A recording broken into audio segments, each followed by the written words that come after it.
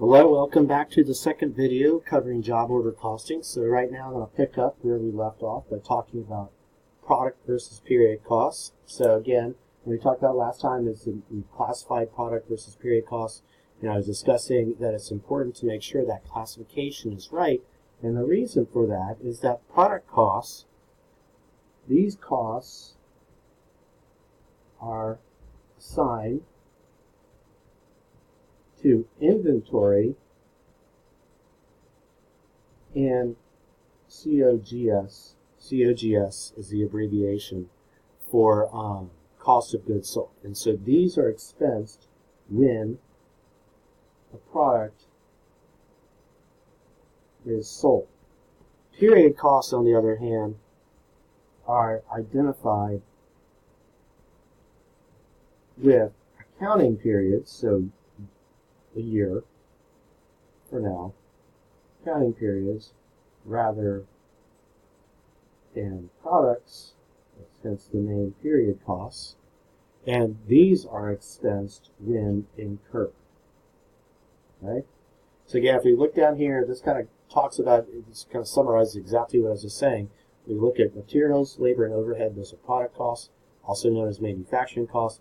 They are expensed. That means they show up, this term, expensed, means that they show up on the income statement as an expense when the goods are sold. On the other hand, period costs, which are non-manufacturing costs, such as selling costs, rent on corporate headquarters, and general administrative costs, which would be another type of period cost, they are expensed in the period in which they are incurred. That means they show up on the income statement in the period in which they occur, which they are incurred. Okay? Same idea.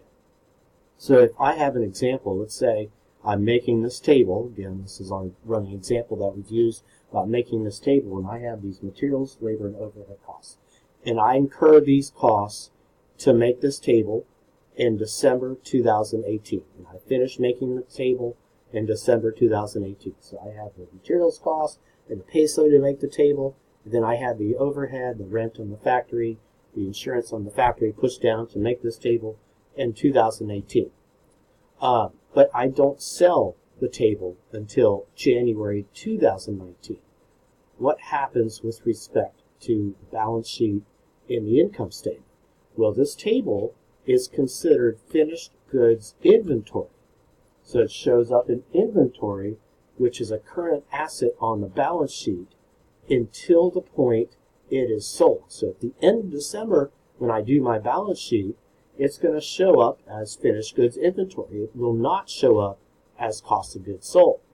It will show up in cost of goods sold on the income statement. Cost of goods sold is another expense on the income statement.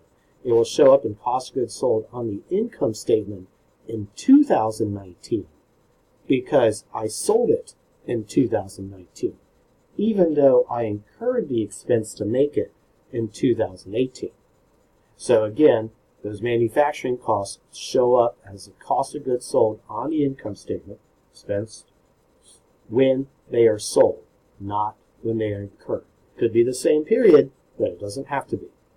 So we look at our period costs, on the other hand. If I have rent on corporate headquarters or the salary of the CEO of $20,000 in December of 2018, well, in 2018, I will have those expenses show up on the income statement, regardless of what I sell.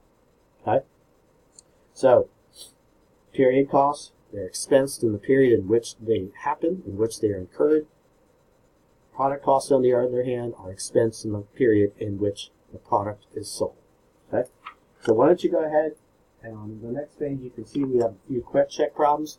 Take a second and do those. You might want to pause the video and then come back and check your work. Okay? So if I'm going to go ahead and go over these problems, which of the following costs would be considered a period rather than a product cost in a manufacturing company? Well, the first one, if I look over here, manufacturing, that's telling me that it's a product cost. Okay?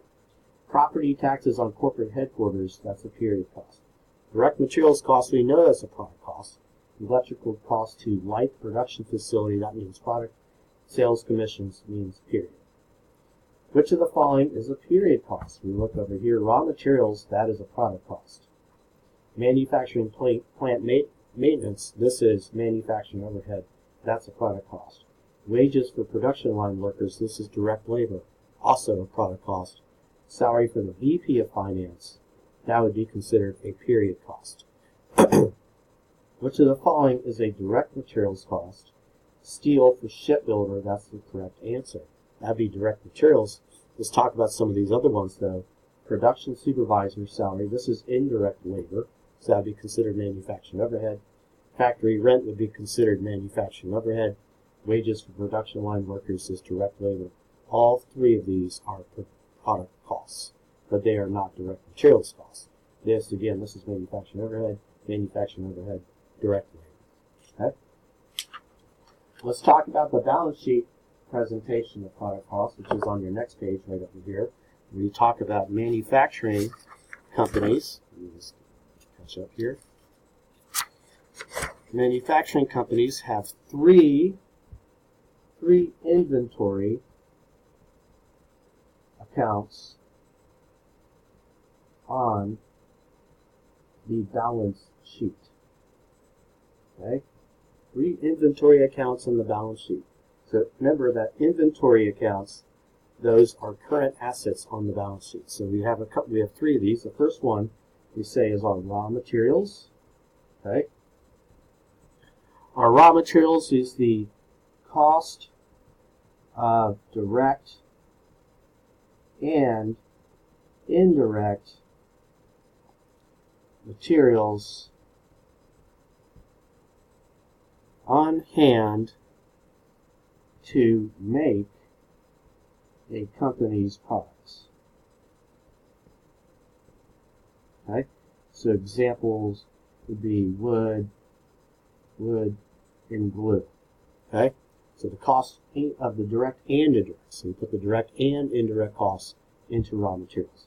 Then what we have is our work in process, which is our next inventory account. We can say, I'm going to abbreviate that WIP, right? Just because it's more fun to say too. So you can say over here, this is going to be our inventory account for the cost of goods partially completed at the end of the accounting period. Okay. So what I mean by cost, of course, is I mean the direct materials, direct labor, plus the manufacturing overhead that we have incurred so far to make this product, this table, for example, that we have not yet finished at the end of the accounting period. Okay? So, for example, if I make this table and this table does not have any drawers yet to put anything in, it's not a finished good, it's still a work in process. And so what I would store at the end of the accounting period, I haven't finished making the table, but I have incurred some costs so far, materials, labor, and overhead, to make the table so far, even though it's not finished. That materials, labor, and overhead would be assigned to work in process at the end of the accounting period, which is considered a current asset on the balance sheet. The last one that we have over here is our finished goods, which I'll abbreviate FG, and I'll say that is our account for the cost of goods completed during the accounting period, I'm just going to say during the period, but not yet sold. And again, when I say cost, what I mean is the materials, labor, and overhead. So if I finish making this table at the end of 2018, but I have not yet sold it yet, it's considered finished goods. And it sits in this inventory account on the balance sheet in finished goods until I sell it, at which point it moves into cost of goods sold. So if we look over here, we can just kind of see a quick snapshot of how that might look on the balance sheet. We have our raw materials, we have our work in process, and we have our finished goods. We sum these all up, and this is the sum of all of our 3 inventory accounts for a manufacturing company. Of course, this is for a manufacturing company. Okay, if this were a merchandising company, we would only have merchandise inventory. This is for a manufacturing company. Okay. And of course, if we're a service company, well, we don't have inventory because we sell time. Okay. So let's talk about the diagram that's on the next page. Okay. So we look over here with our cost flows in a manufacturing company. What we have our raw materials inventory, and we can see that the direct materials, once we get a production order, which we would get the production order after we get the sales order. Okay. So somebody calls up and they say, we need you to make this special table for us. And we say, okay. And then we take that sales order and we turn it into production order. And once we start work on it, the folks working, they have to call the folks working that are going to start assembling the table. They have to call the warehouse and say, send us wood, okay, and send us any steel for the table. And those would be considered direct materials. So they're going to move out of the direct raw materials inventory account to work in process. Any glue or nails, which would be considered manufacturing overhead, comes down into this big manufacturing overhead bucket. When the folks start with our assembly line labor starts to actually assemble the table, they'll start to charge their time to work in process, and then that comes into the direct labor right over here. And then, of course, the indirect labor, which would be the production supervisor, which charged some manufacturing overhead account. Okay. And then what we have is we have all of our overhead. Also included in here would be our rent on the factory, and then any insurance on the factory. And then what we'll talk about in a later video is that the overhead will be applied to work in process inventory here. And then once the good is finished, it moves from work in process inventory to finished goods inventory. And that's called the cost of the goods manufactured. Okay. And then once it moves from finished goods inventory, okay, it would move from finished goods inventory to cost of goods sold when the product has been sold. And when this shows up on cost of goods sold, this is an income statement account. Okay? That's an income statement account. So this is the period at which it moves from the balance sheet to the income statement in the form of cost of goods sold. And then you may or may not remember this, but we can take our sales, our net sales, minus our cost of goods sold to give us our gross profit, and then we subtract out our period cost to get down to net operating income. Okay? So when we talk about the income statement and product cost, I want to talk about actually how to calculate cost of goods manufactured and also what cost of goods manufactured is. Okay? We say cost of goods manufactured is the cost of the goods completed during the accounting period.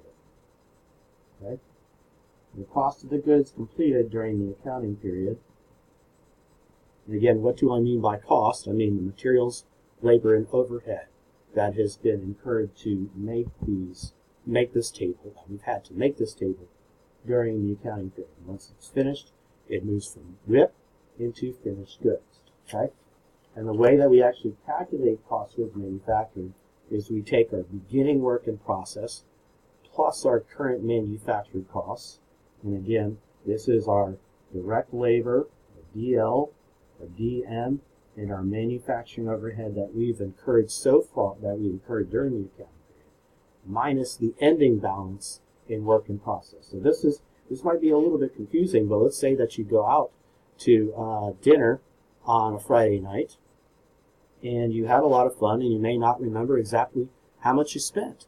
But what you do remember is that you had $5 in your wallet to start the night, and you went to the ATM, and you withdrew $50. And then what you say is at the end of the night, you look down, and the next morning you have $10 left over. So you remember you had $5 to start the night. You found a receipt that shows that you withdrew $50 from the ATM, and then you have $10 left over. Can you tell me how much you spent? Sure, you spent $45. You had $50 that you took from the ATM, plus $5 to start with, minus the $10 that you had left over. That gives you the $45 left over, $45 that you spent.